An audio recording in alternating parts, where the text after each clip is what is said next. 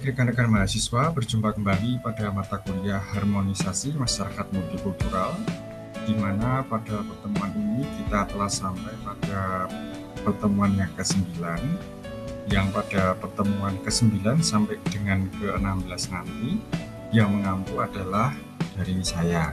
Setelah sebelumnya diampu oleh Pak Okta, maka untuk pertemuan 9 sampai dengan 16 ini, nanti kita akan melanjutkan bersama pembahasan mengenai harmonisasi masyarakat multikultural seperti itu. Nah, pada kesempatan kali ini saya akan membahas sebuah topik yaitu mengenai dinamika dan komunikasi lintas budaya.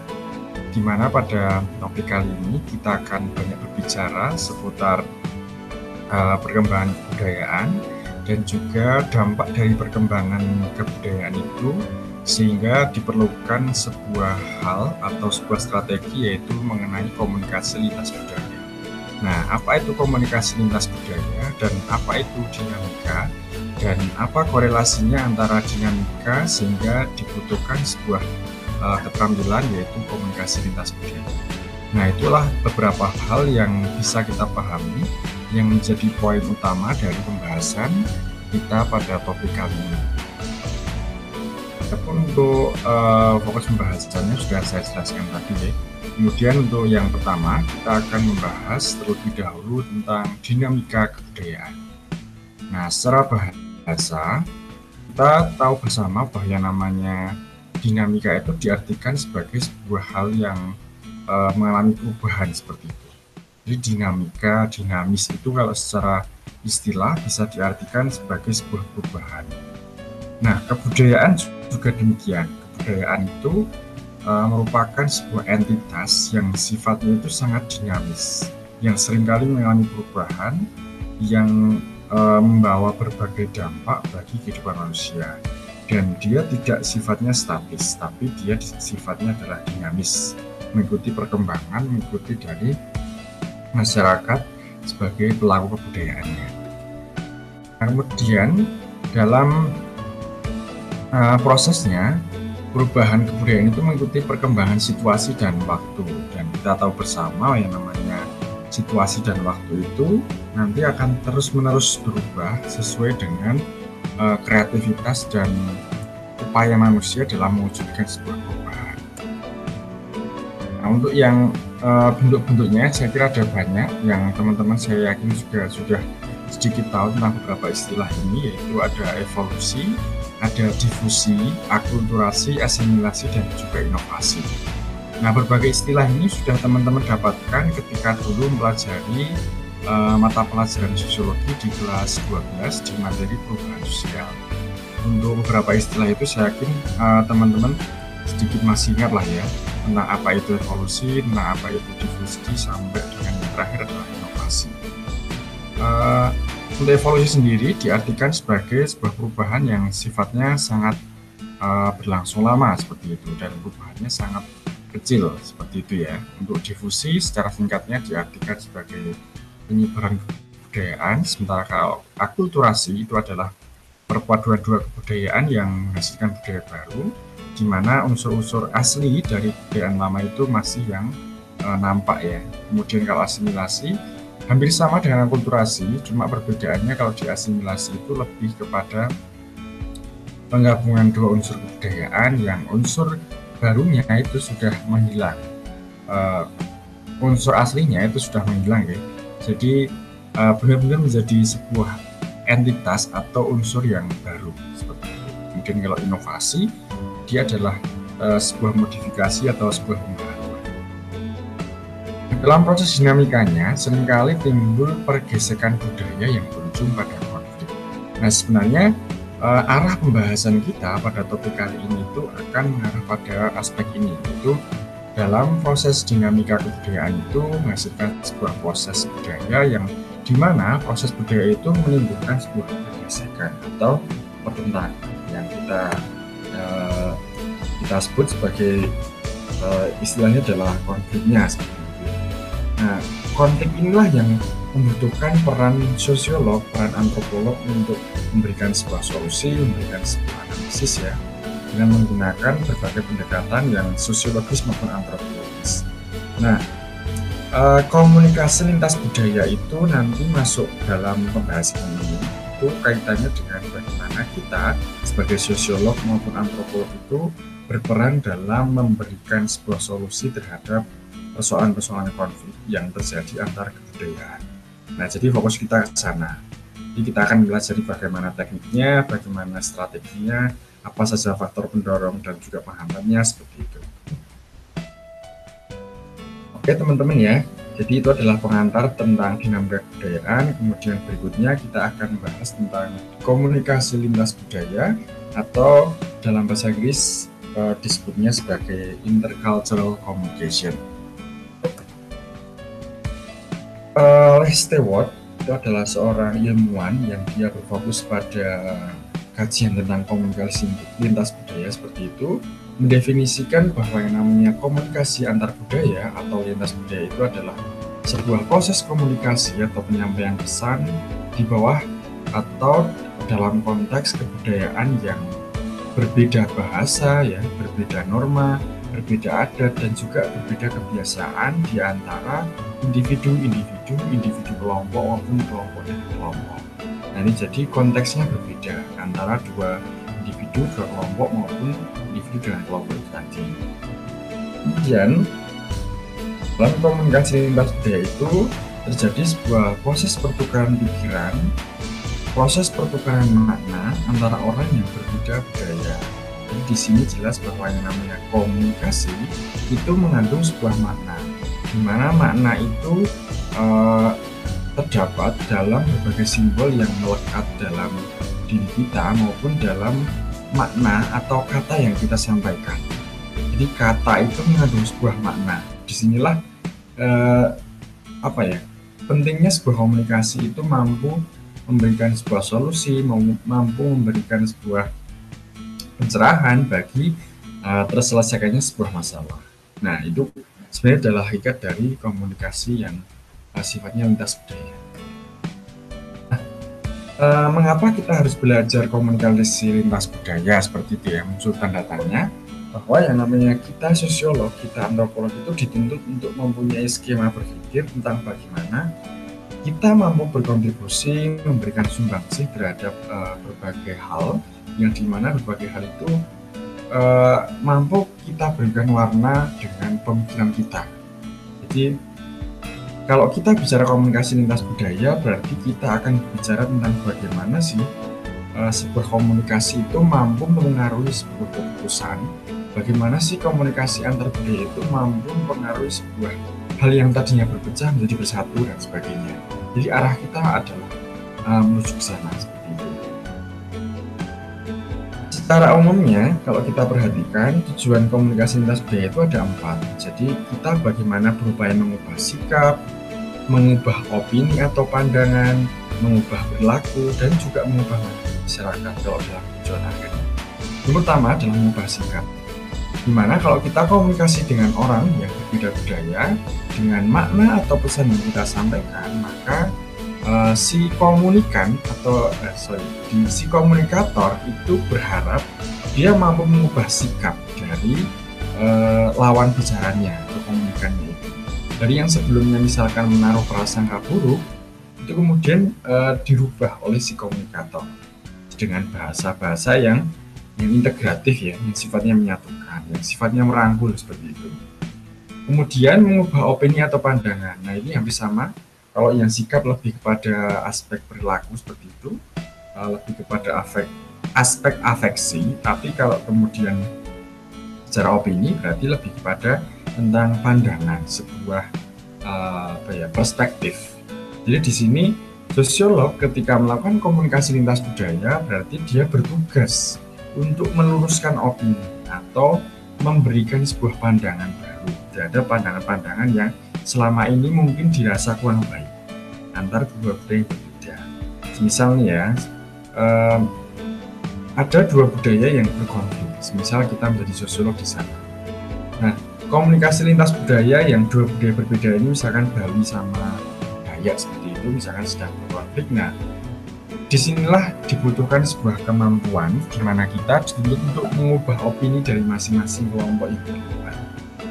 Atau misalkan kita menjadi bagian dari satu kelompok itu, berarti kita juga harus berperan dalam menyampaikan pesan itu, yang dimana opini yang selama ini salah, yang selama ini kurang tepat itu bagaimana kita luruskan. Nah, ini menjadi sebuah tantangan yang saya rasa seperti itu. Kemudian kalau mengubah perilaku ya berrelasi dengan sikap, dan yang terakhir ketika kita mampu menyampaikan komunikasi secara baik, maka kita akan mengubah tataran masyarakat menjadi sebuah tatanan yang sesuai dengan harapan kita bersama, ya, seperti itu.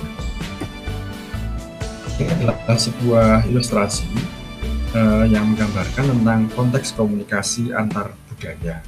Dimana kalau kita lihat ini ada dua orang, yang dimana dua orang itu punya frame yang berbeda, frame referensi yang berbeda tentang budayanya masing-masing. Nah, dalam proses komunikasi itu terdapat ya, atau terlihat atau terlibat berbagai aspek yang muncul di antara kedua orang ini.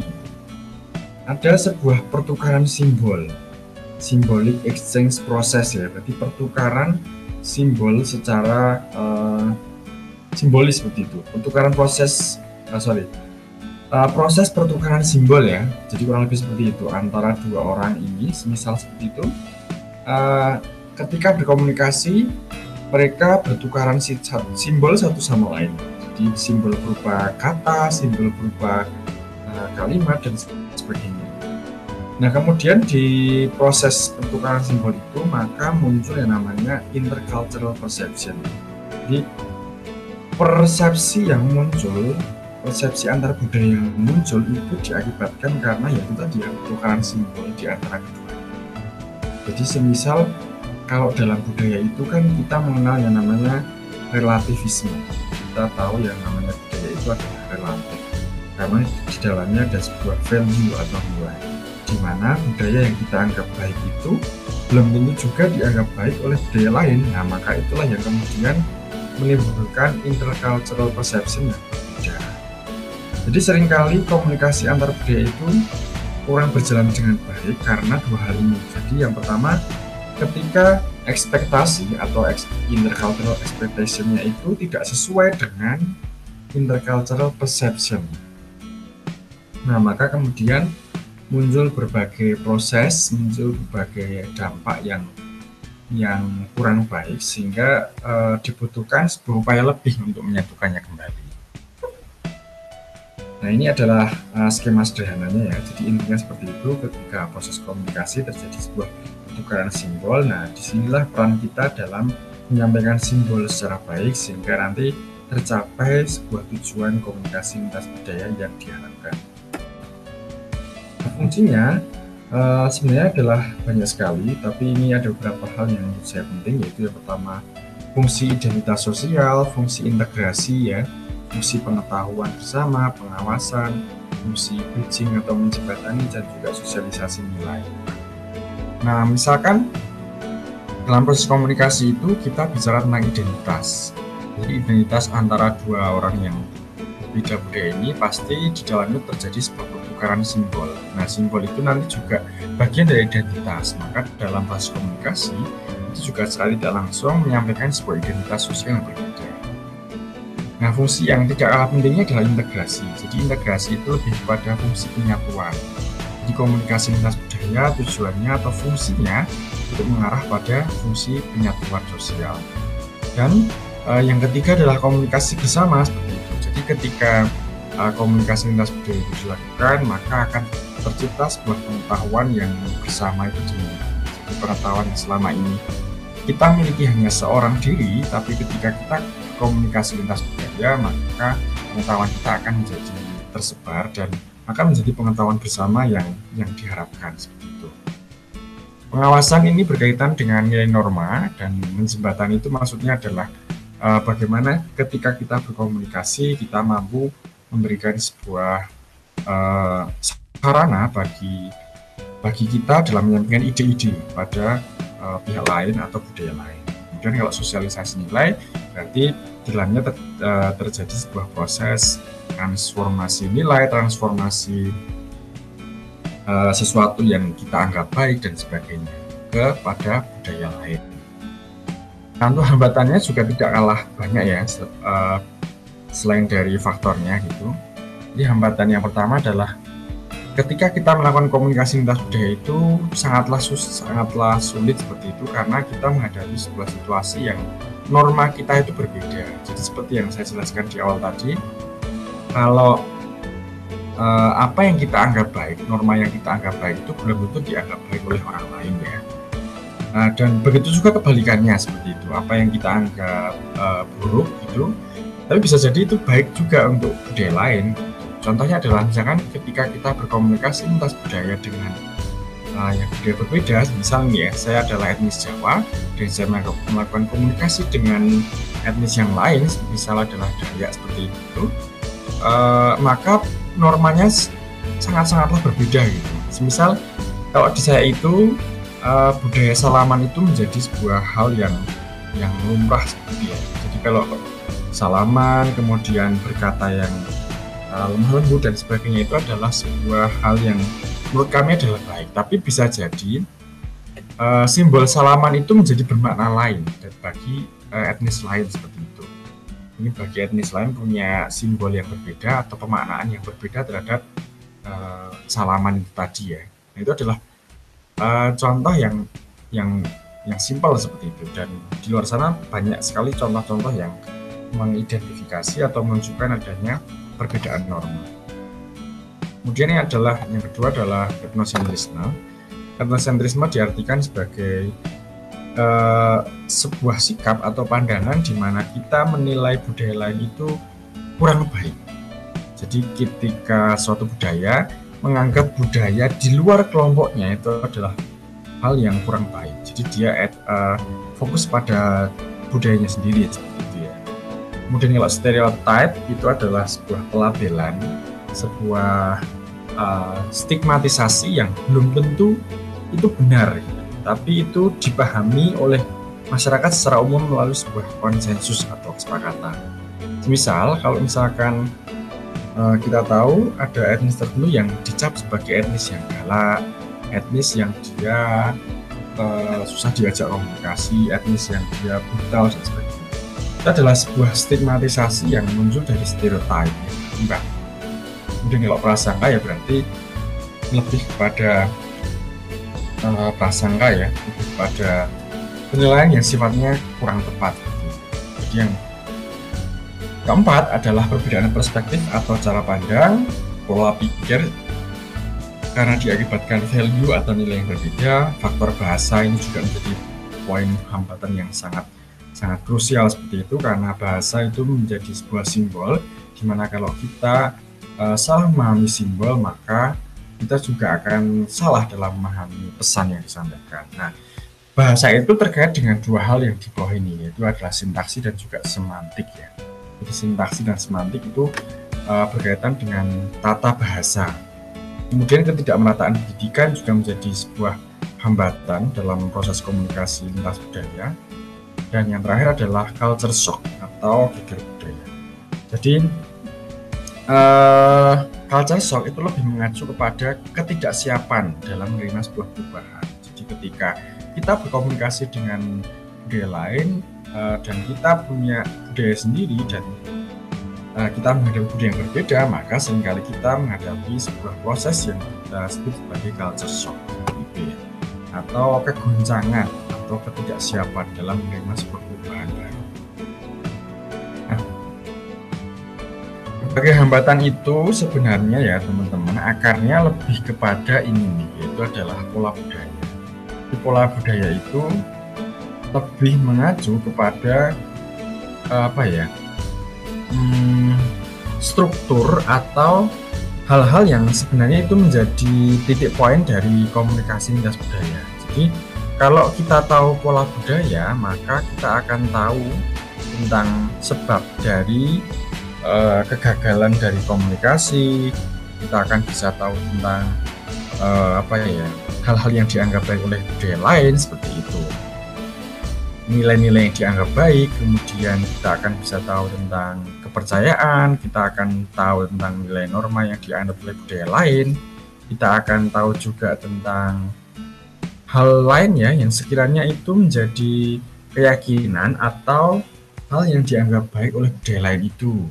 Jadi kalau kita mau berhasil dalam proses komunikasi lintas budaya, maka seyogianya kita juga harus paham tentang pola budaya atau cultural pattern. Nah, untuk memahami pola budaya itu, kita juga bisa memahami melalui apa saja seperti itu ya. Yang pertama, kita bisa memahami dari corak komunikasi yang ditampilkan. Ada budaya yang corak komunikasinya itu lemah lembut, ada yang keras dan sebagainya. Jadi kita dituntut untuk memahami itu yang pertama, corak komunikasi yang berbeda. Kemudian sikap yang berbeda terhadap konflik, maksudnya adalah ketika ada konflik, bagaimana sikap yang ditunjukkan, apakah dia cenderung menghindar, apakah dia kemudian sangat resisten dan sebagainya, itu juga harus kita pahami. Itu adalah perbedaan mendasar dari pola budaya yang berbeda-beda seperti itu ya. Kemudian pola budaya itu juga mengalami perbedaan dalam pendekatan. Kemudian juga mengalami perbedaan dalam cara pengambilan keputusan, dan yang terakhir adalah sikap yang berbeda dalam menyingkap sesuatu. Itu adalah hal-hal yang mendasar nih ya dari perbedaan budaya terkait dengan pola. Jadi berbeda dalam mengambil keputusan, berbeda dalam mengungkapkan sesuatu, berbeda dalam menyikapi konflik dan sebagainya. Dan disinilah peran kita sosiolog maupun antropolog itu adalah memahami pola budayanya dulu agar kita tahu tentang sebabnya secara mendasar. Kemudian, kalau kita mau melakukan sebuah komunikasi lintas budaya, maka oleh Cogdell dan Sitaram itu memberikan sebuah teori ya, memberikan sebuah konsep tentang kemampuan yang harus dimiliki oleh para pelaku komunikasi lintas budaya. Jadi ketika kita berkomunikasi, maka yang pertama adalah kita menyampaikan semua maksud dan isi hati dengan cara dan gaya komunikasi yang jelas dan baik. Nah, jelas dan baik itu tergantung dari konteks bagaimana budaya itu memahami pemaknaan budayanya. Jadi misalkan kita mau melakukan komunikasi dengan budaya yang berbeda, maka kita dituntut untuk tahu dulu berbagai hal yang mendasar dari budaya tersebut. Jadi kita akan bisa memposisikan tentang teknik komunikasi, tentang hal-hal yang lain yang secara teknis terkait dengan komunikasi itu secara baik. Kemudian yang kedua adalah berinteraksi, itu menunjukkan sikap bersahabat dan menyenangkan sehingga mendorong komunikan untuk berkomunikasi. Jadi kita lebih dekat, kita menggunakan hati, kita menggunakan care, perasaan seperti itu agar kita mampu diterima oleh budaya lain dengan baik ya, tanpa perlawanan dan tanpa penolakan. Kemudian kita dituntut juga untuk bisa menyesuaikan diri dengan budaya komunikan, meskipun hal itu bisa jadi tidak mudah dilakukan. Itu berat sekali gitu. Adaptasi menurut saya merupakan poin yang sulit ya seperti itu, karena kita terbiasa hidup dalam struktur budaya yang sudah mapan itu selama bertahun-tahun, dan kita dituntut untuk memahami budaya yang baru. Dan saya rasa ini membutuhkan sebuah proses seperti itu. Kita butuh observasi, kita butuh berpartisipasi dalam kegiatan mereka dan sebagainya. Kemudian berbahasa verbal dan non-verbal yang mudah dipahami oleh komunikannya. Ini saya rasa menjadi hal yang sangat dasar ya. Di verbal itu berkaitan dengan ucapan secara kata, dan non-verbal itu berarti berkaitan dengan bukan berupa kata, bisa berupa tulisan, bisa berupa gambar dan sebagainya. Dan yang terakhir yaitu adalah menjaga keseimbangan antara interaksi, relasi, dan komunikasi dengan mereka yang berbeda sehingga hubungannya tetap baik seperti itu. Tema sentral yang mendukung efektivitas komunikasi lintas budaya oleh Hammer itu dirumuskannya sebagai berikut. Yang pertama, keterampilan berkomunikasi menjadi poin penting dari keberhasilan dari komunikasi lintas budaya, di mana keterampilan berkomunikasi itu tadi berkaitan dengan kemampuan yang sebelumnya saya sebutkan tadi ya. Kemudian yang kedua adalah kemampuan menyesuaikan diri terhadap tekanan antar budaya. Yang kedua ini berkaitan dengan sisi adaptasi kita dalam menyesuaikan dengan pressure antar budaya yang kita sedang terlibat di dalamnya. Kemudian kemampuan untuk membangun relasi antar budaya. Ini berkaitan dengan bagaimana kita membangun link Jadi ada tiga ya. Yang pertama adalah keterampilan berkomunikasi, kemudian penyesuaian atau adaptasi, kemudian yang ketiga adalah membangun jaringan atau relasi. Hal penting untuk dilakukan itu adalah beberapa hal ini. Yang pertama adalah kita tahu dulu nih makna pesan verbal dan non-verbal yang budaya yang bersangkutan. Nah, ini sangat-sangatlah penting gitu. Ketika kita berkomunikasi, maka kita harus paham dulu tentang makna-makna bahasa yang sifatnya itu penting, yang sifatnya tidak menyinggung dari budaya yang sedang kita hadapi gitu ya. Jadi kita harus tahu dulu minimal dasarnya, baik verbal maupun non-verbalnya. Kemudian yang kedua, apa yang layak untuk dikomunikasikan, apa yang sekiranya kontennya baik untuk disampaikan, dan kapan mengkomunikasikannya, bagaimana cara mengkomunikasikannya, dan sebagainya. Itu adalah berbagai hal yang mendasar sekali terkait dengan kapannya, tentang bagaimana caranya, tentang apa yang akan disampaikan, tentang apa pesannya, dan sebagainya. Itu adalah hal penting untuk diperhatikan oleh seorang komunikator ketika akan melakukan sebuah praktik komunikasi lintas budaya dengan komunikan seperti itu. Nah, itu adalah materi yang saya sampaikan pada pertemuan kali ini.